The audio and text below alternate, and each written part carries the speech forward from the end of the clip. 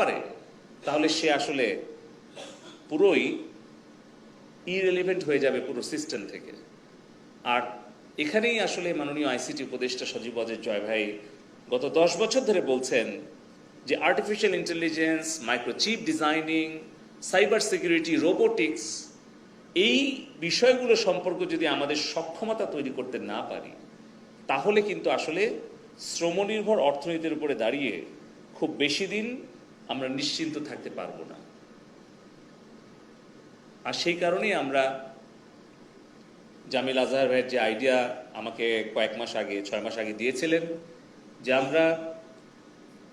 আমরা AI powered কিছু টুল আমরা ব্যবহার করব, যেগুলো আমরা নিজেরাই তৈরি করব, যেগুলো দিয়ে আমরা একদিকে যেরকম নাগরিকদেরকে সেবা দিব, অপরদিকে সরকারের ব্যবস্থাটাকে আমরা আরও ট্রান্সপারেন্ট, আরও স্মার্ট, ইফিশিয়েন্ট করব, ফাস্টার করব প্রসেস, এবং ভবিষ্যতে আমাদের হিউম্যান রিসোর্সকে মাননীয় প্রধানমন্ত্রী শেখ হাসিনা স্মার্ট বাংলাদেশের যে প্রথম পিলার, স্মার্ট সিটিজেন, যারা হবে সৃজনশীল, উদ্ভাবনী, জ্ঞানভিত্তিক, সমস্যা সমাধানকারী, সেরকম একটা স্মার্ট প্রজন্ম গড়ে তোলার জন্য উৎসাহ দিতে পারব। আর এই পুরো স্মার্ট বাংলাদেশের 4টা পিলার, সবগুলো টার্গেট ফিল আপ করতে হলে আমাদের public, private and academia partnership সবচেয়ে বেশি প্রয়োজন। আপনারা দেখেছেন যে gbrain bd.ai, এই পুরো প্ল্যাটফর্ম, এই এআই পাওয়ার টুল তৈরি করার জন্য সরকার অল্প কিছু, মাত্র 25 লক্ষ টাকা উদ্ভাবনী ফান্ড দিয়েছে। এখানে বিশাল একটা বিনিয়োগ ওরিয়ন ইনফরমেটিক্স করেছে, এবং মেধার যে সমন্বয়টা ঘটিয়েছে বাংলাদেশ ইউনিভার্সিটি, এটা হচ্ছে একটা উজ্জ্বল দৃষ্টান্ত কিভাবে সরকার, বেসরকারি খাত এবং আমাদের শিক্ষা, এই 3টা স্টেক হোল্ডার একসাথে কাজ করলে যে চমৎকার জিনিসগুলো তৈরি হতে পারে। কারণ গভর্নমেন্টের ভেতর থেকে কিন্তু আইডিয়া আসে খুব কম, ভবিষ্যৎ সম্পর্কে কিন্তু জানে বিশ্ববিদ্যালয়ের শিক্ষক, তরুণ ছাত্রছাত্রী, উদ্ভাবক, গবেষক, তারা।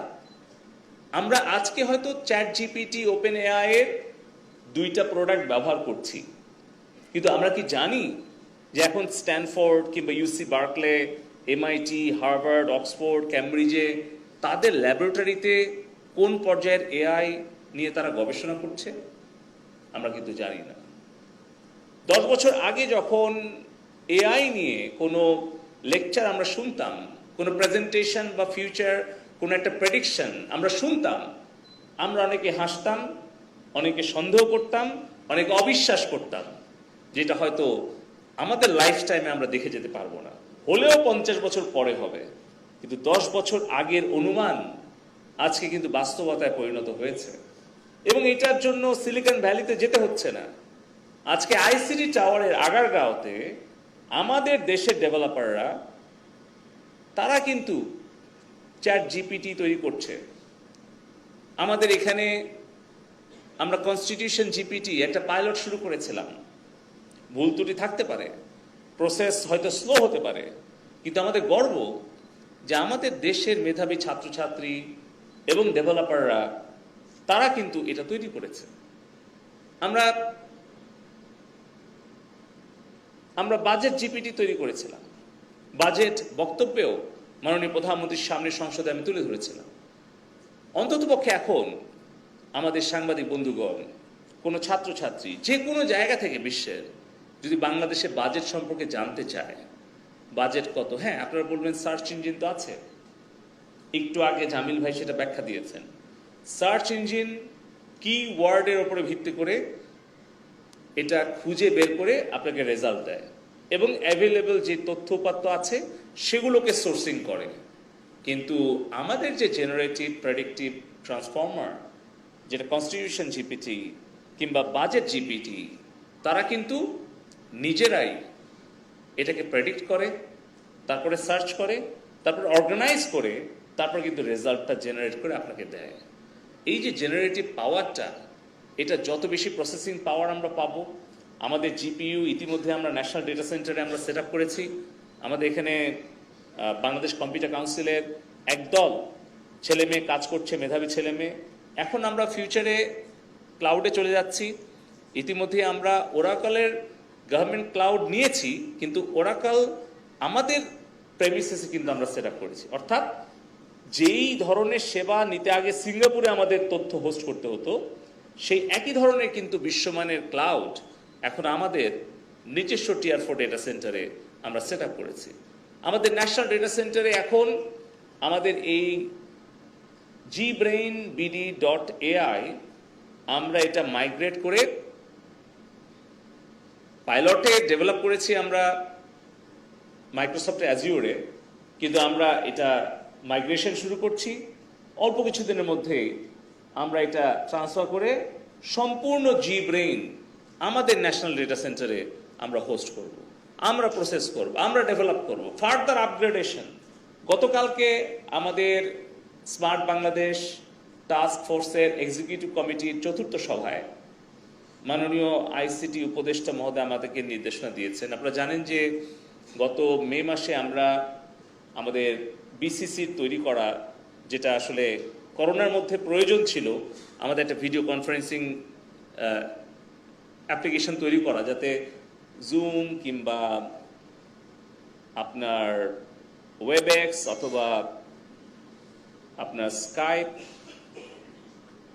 আমরা যেই প্ল্যাটফর্মে কথা বলি না কেন, আমাদের ডেটাগুলো কিন্তু দেশের বাইরে চলে যাচ্ছে। যত মিটিং, যত ভিডিও কন্টেন্ট, এভরিথিং, যত কমিউনিকেশন, আমাদের কিছু ক্লাসিফাইড এক্সক্লুসিভ মিটিংয়ের জন্য আমাদের ডেটাগুলো নিজের ডেটা সেন্টার হোস্ট করার প্রয়োজন দেখা দিয়েছিল। কিছু ডিপ্লোম্যাটিক মিটিং, আমাদের মিনিস্ট্রি অফ ফরেন অ্যাফেয়ার্সের কিছু রিকোয়ারমেন্ট ছিল, আমরা কিন্তু বৈঠকটা তৈরি করেছিলাম। তো সেইটা কিন্তু এখন আন্তর্জাতিক স্বীকৃতিও পেয়েছে। তবে আমাদের কিছু বাগ ধারা পড়েছে, যেটা আমাদের কিছু দুর্বলতা আছে। তো তারপরে রিস্ক নিয়ে কালকে আমরা মিটিংটা বৈঠকই করেছি অ্যাডভাইজার মহোদয়ের সাথে, কিন্তু আনফর্চুনেটলি ওই মিটিংয়ে কিছু আসলে প্রযুক্তিগত ত্রুটি হয়, এবং তখনই কিন্তু মাননীয় উপদেষ্টা মহোদয় আমাদেরকে বলেন যে এখানেই আমাদের প্রাইভেট সেক্টরের সাথে পার্টনারশিপটা করতে হবে, যাতে এটার নিয়মিত আপগ্রেডেশনটা হয়, এটা যাতে আরও ইউজ কেস বৃদ্ধি হতে থাকে, এবং এটা যাতে সবার কাছে গ্রহণযোগ্য, ইউজার ফ্রেন্ডলি হয়। এই কারণে কিন্তু আমরা এখন থেকে প্রত্যেকটা জায়গায় আমরা সরকার বিনিয়োগ করব, আমরা সরকার অর্থায়ন করব, প্রযুক্তিগত সহায়তাও দেব, কিন্তু তার নিয়মিতভাবে এটার আপগ্রেডেশন, ইউজার ফ্রেন্ডলি করা, সেগুলোর জন্য কিন্তু আমরা প্রাইভেট সেক্টর এবং একাডেমির সাথে পার্টনারশিপটা অব্যাহত রাখব। এবং এর জন্য আপনারা জানেন যে পরিচয়.gov.bd গেটওয়ে, সেটা কিন্তু আমরা অনেক সম্প্রসারিত করতে পেরেছি। এখন আমরা চিন্তা করছি কিভাবে জিব্রেইনটাতে আরও নতুন নতুন বিষয় সম্পৃক্ত করা যায়। যেরকম আপনারা জানেন যে এডিবি বাস্তবায়নে অ্যানুয়াল ডেভেলপমেন্ট যে প্রোগ্রাম সরকারের, সেটা বাস্তবায়নে অনেক সময় আমরা কিন্তু কাঙ্ক্ষিত লক্ষ্য অর্জন করতে পারি না। কিন্তু আমি আনন্দের সাথে বলতে পারি যে গত অর্থবছর 23-24-এ আইসিটি বিভাগ 102% বাস্তবায়ন করেছে। আমরা পোস্ট টেলিকম প্রায় 99% বাস্তবায়ন করতে পেরেছি। কিন্তু সবগুলো মন্ত্রণালয়কে আমরা সাপোর্ট দিতে চাই তথ্য উপাত্ত বিশ্লেষণ এবং মেশিন লার্নিং এআই ব্যবহার করে, যার কারণে আমি জামিল ভাইকে অনুরোধ করেছি যে অল্প সময়ের মধ্যে আমাদের একটা এডিপি জিপিটি আমাদেরকে উপহার দেওয়ার জন্য। পাশাপাশি আপনারা জানেন যে আমরা ছোটবেলা থেকে শুনেছি যে ক্লাসরুমে টিচার স্টুডেন্ট রেশিও হওয়া দরকার 41, মানে এরকম, মানে 40 জন ছাত্রছাত্রী থাকলে তার জন্য একজন শিক্ষক থাকা বাঞ্ছনীয়। কিন্তু এআই আমাদেরকে সুযোগ করে দিয়েছে এই শিক্ষার বৈষম্য দূর করে একজন ছাত্র বা ছাত্রীর জন্য ইচ্ছা করলে আমরা 40 জন শিক্ষক আমরা কিন্তু নিয়োগ করতে পারি। তো আমরা চেষ্টা করব কিভাবে এআই এর পজিটিভ ইউজ করে আমরা একজন ছাত্র বা ছাত্রীকে 40 জন শিক্ষক আমরা এআই পাওয়ার্ড টুলগুলো ব্যবহার করে দিতে পারি। আপনারা জানেন মূল্যায়ন পদ্ধতি এত কঠিন, বর্তমান যে সৃজনশীল পদ্ধতি, শিক্ষকদের পক্ষে এই 5 কোটি ছাত্রছাত্রী মানে যারা বিশ্ববিদ্যালয়ে মাধ্যমিক, নিম্ন মাধ্যমিক, প্রাথমিক পর্যায়ে আছে, এই মূল্যায়ন করাটা কিন্তু একজন হিউম্যান বিং, একজন টিচারের পক্ষে, মানুষ টিচারের পক্ষে সম্ভব না। সে কারণে আমরা কিন্তু আইসিটি বিভাগ, এটুআই মিলে আমরা নৈপুণ্য নামে একটা এআই পাওয়ার্ড মূল্যায়ন টুল তৈরি করে আমরা শিক্ষা মন্ত্রণালয়কে দিয়েছি। এরকম ধরনের অনেক ইনভেস্টমেন্ট জিপিটি, হেলথ জিপিটি, শিক্ষা, স্বাস্থ্য, বিনিয়োগ ক্ষেত্রে একটা বৈপ্লবিক পরিবর্তন আনার সম্ভাবনা আছে, সুযোগ আছে এই আর্টিফিশিয়াল ইন্টেলিজেন্স ব্যবহার করে। সেগুলো সবগুলো আমরা করব। পাশাপাশি শুধুমাত্র বিশ্ববিদ্যালয় বা ঢাকার বা বিদেশ থেকে পড়াশোনা করে আসা না, আমাদের যাতে নিম্ন মাধ্যমিক, মাধ্যমিক পর্যায়ের ছেলেমেয়েরাও তারা যাতে AI literacy, AI education, AI knowledge নিয়ে বড় হতে পারে, তার জন্য আমরা শিক্ষা মন্ত্রণালয়ে অনুরোধ করেছি যে নিম্ন মাধ্যমিক থেকেই, অর্থাৎ ষষ্ঠ শ্রেণী থেকে 2010 সালে যদি আইসিটি সাবজেক্টটা বাধ্যতামূলক না করতেন মাননীয় প্রধানমন্ত্রী জয় ভাইয়ের পরামর্শে, তাহলে কিন্তু আজকে এই বিগত ধরেন 14 বছরে আমাদের এই আইসিটি লিটারেসিটা তৈরি হতো না, 7 লক্ষ ফ্রিল্যান্সার তৈরি হতো না, আমাদের 20 লাখ ছেলে মেয়ে এই আইটি সেক্টরে কর্মসংস্থানের সুযোগ পেত না, আমরা $2 বিলিয়ন আইসিটি সেক্টর থেকে রপ্তানি আয় করতে পারতাম না। ঠিক একইভাবে গত 10 বছরে যে ট্রান্সফরমেশন হয়েছে পুরো আইটিএস সেক্টরে, আগামী 10 বছরের কোন কোন জায়গায় আমাদের সক্ষমতা তৈরি করতে হবে, সেখানে কিন্তু জয় ভাই পরামর্শ দিয়েছেন। এআই এক্সপার্টিস তৈরি করতে হবে, cyber security, microchip designing, robotics, machine learning, data analytics, blockchain, এগুলোই কিন্তু আমাদের ফিউচার স্কিলস। এগুলো ছাড়া আমরা কোনোভাবেই একটা নলেজ বেসড স্মার্ট ইকোনমি কিন্তু গড়ে তুলতে পারবো না। সে কারণেই আমাদের শক্ত দাবি নিম্ন মাধ্যমিক ক্লাস 6 থেকে উচ্চ মাধ্যমিক 12 পর্যন্ত এআই একটা সাবজেক্ট হিসেবে ইন্ট্রোডিউস করা। তাছাড়া শিক্ষা, স্বাস্থ্য, রাজনীতি, সাংবাদিকতা, চিকিৎসা, পেশা, কোথাও কোনো জায়গায় এআই লিটারেসি ছাড়া আমরা টিকেই থাকতে পারবো না।